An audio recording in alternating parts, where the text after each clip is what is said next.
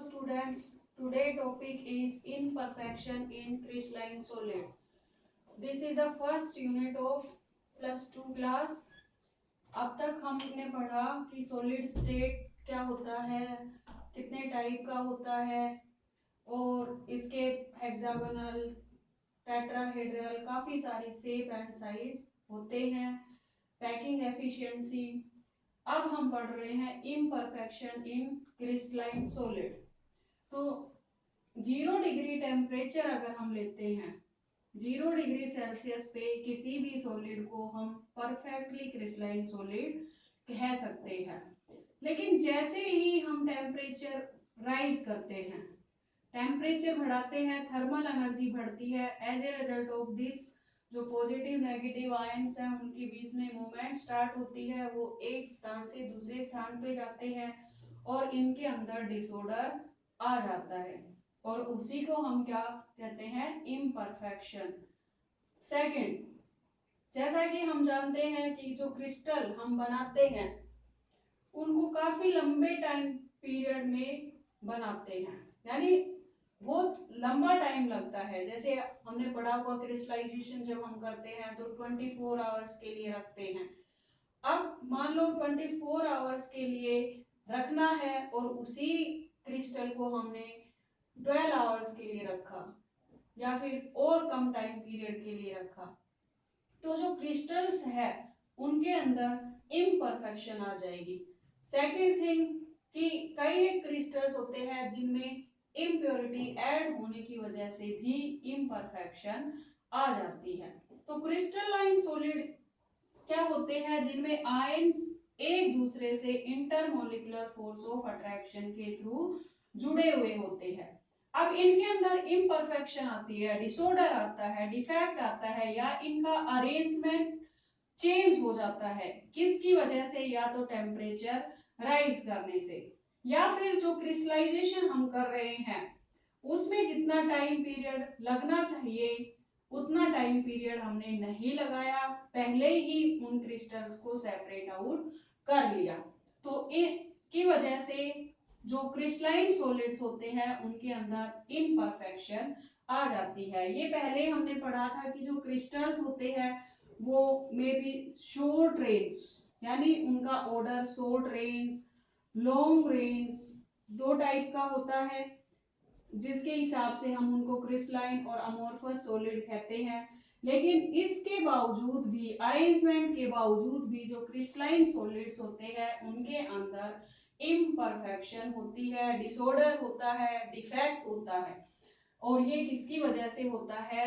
Temperature rise होने की वजह से, या जो क्रिस्टलाइजेशन के अंदर टाइम पीरियड चाहिए उससे कम टाइम पीरियड पे हमने क्रिस्टलाइजेशन कर दी हो, क्रिस्टल्स को सेपरेट आउट कर लिया हो।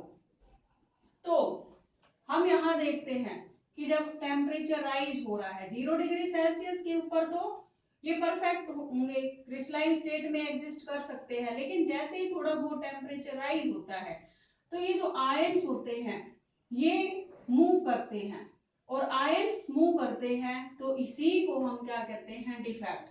और डिफेक्ट दो टाइप का हो सकता है, it may be point defect, it may be line defect. Point defect नाम से ही पता चल रहा है, पॉइंट का मतलब कोई भी एक एटम, आयन और मॉलिक्यूल, एक एटम, आयन या मॉलिक्यूल, बेसिकली क्रिस्टल में हम देख रहे हैं क्या है? आयन्स है। तो इसमें क्या होगा? या तो पॉइंट या कोई भी आयन जो है वो अपनी जगह से डिस्प्लेस होगा, अपनी जगह से क्या होगा? डिस्प्लेस होगा या रिमूव होगा। एक ही एटम या आयन अपनी जगह से क्या होता है? डिस्प्लेस होता है। जैसे कैटायन हो गया या एनायन हो गया, तो अपनी जगह से डिस्प्लेस हो गया, तो उसे हम क्या कहेंगे? Point defect. Line defect, line defect if the complete row, complete row, ये पूरे की पूरी रो जो है यहां से रिमूव हो जाती है, डिस्प्लेस हो जाती है अपनी जगह से, निकल जाती है, डिस्प्लेस हो जाती है, रिमूव हो जाती है, तो इस डिफेक्ट को हम लाइन डिफेक्ट कहते हैं। तो ये दो टाइप के हैं, point defect, line defect. Line defect तो हम अपर क्लासेस में पढ़ते हैं, बीएससी है या एमएससी लेवल के। नाउ हम कर रहे हैं पॉइंट डिफेक्ट। पॉइंट डिफेक्ट कितने टाइप का होता है, ये इस टॉपिक में हम करेंगे। काफी इंपॉर्टेंट टॉपिक है, नीट्स में, जेई के एग्जाम्स में इसके बारे में बहुत ज्यादा पूछा जाता है। पॉइंट डिफेक्ट तीन टाइप का होता है, stoichiometric defect, non stoichiometric defect and impurity defect.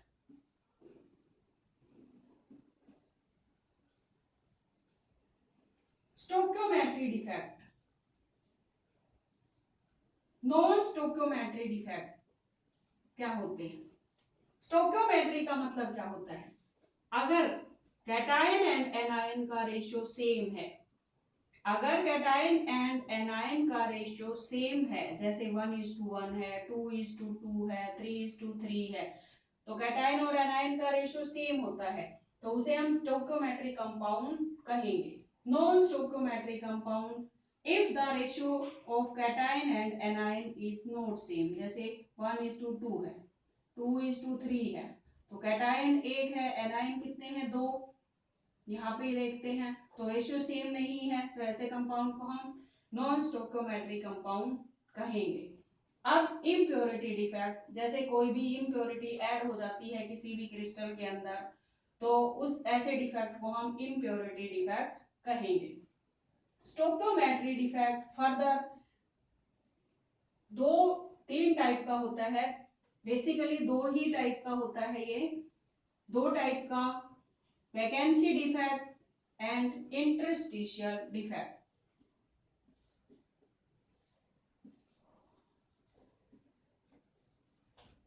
Vacancy defect, interstitial defect.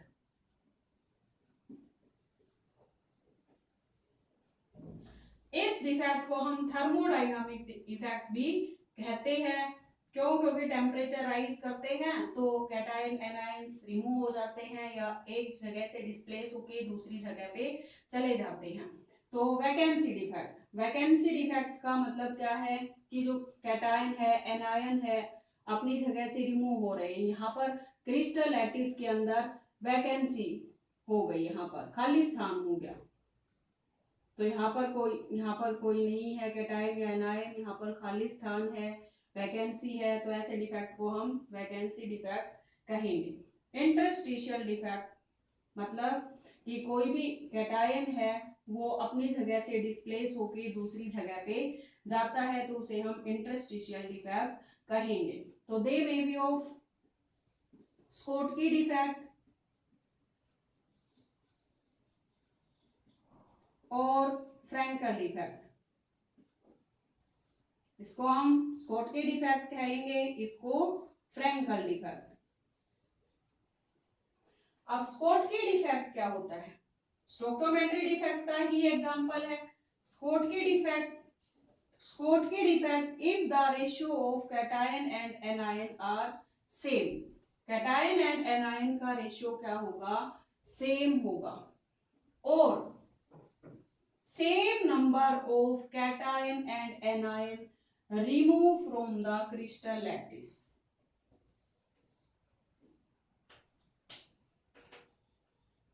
Schottky defect, इसमें हम देख रहे हैं ratio of cation and anion are same, एक कैटायन है तो एक ही एनायन है, रेशियो सेम है। अब एक ही कैटायन रिमूव हुआ, एक ही एनायन रिमूव हुआ, तो same number of cation and anion remove हुए। अगर same number of cation and anion remove होते हैं तो ऐसे डिफेक्ट को हम स्कोटकी डिफेक्ट कहते हैं। If the same number of cation and anion remove,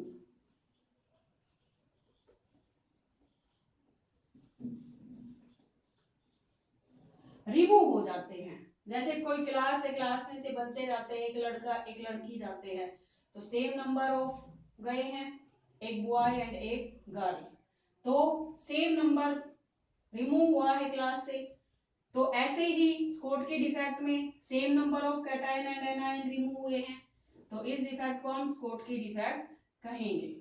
now condition क्या क्या हो सकती है इसकी? कंडीशन, जो कैटायन एंड एनायन है उनका साइज लगभग सेम होता है। Coordination number is less, coordination number less होता है। जैसे यहाँ ये देखते हैं, अगर सेम नंबर पॉजिटिव लिया आपने, तो इसमें 1 2 3 4, कोऑर्डिनेशन नंबर इसका क्या है? 4। तो कोऑर्डिनेशन नंबर इनका क्या होता है? लगभग लेस होता है, ऐसे क्रिस्टल जो कोड की डिफेक्ट शो करते हैं। नाउ कॉन्सिक्वेंसेस क्या हो सकती है?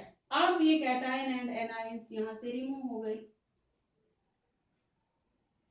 तो यहाँ पे हम इलेक्ट्रिसिटी पास कर रहे हैं, तो क्या होगा? होल है यहाँ से इलेक्ट्रिसिटी, तो इलेक्ट्रिकल कंडक्टिविटी शो करते।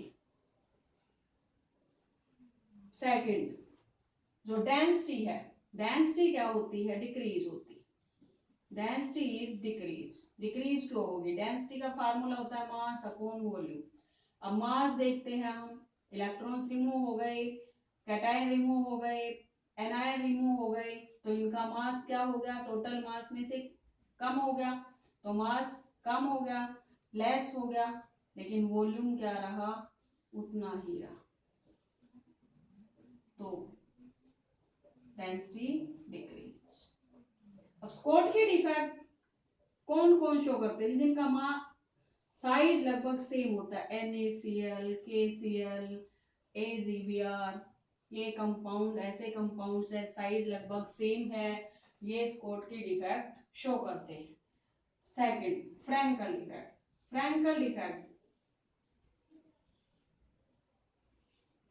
It is the interstitial defect. Frenkel defect में क्या होता है? Same number of cation and anion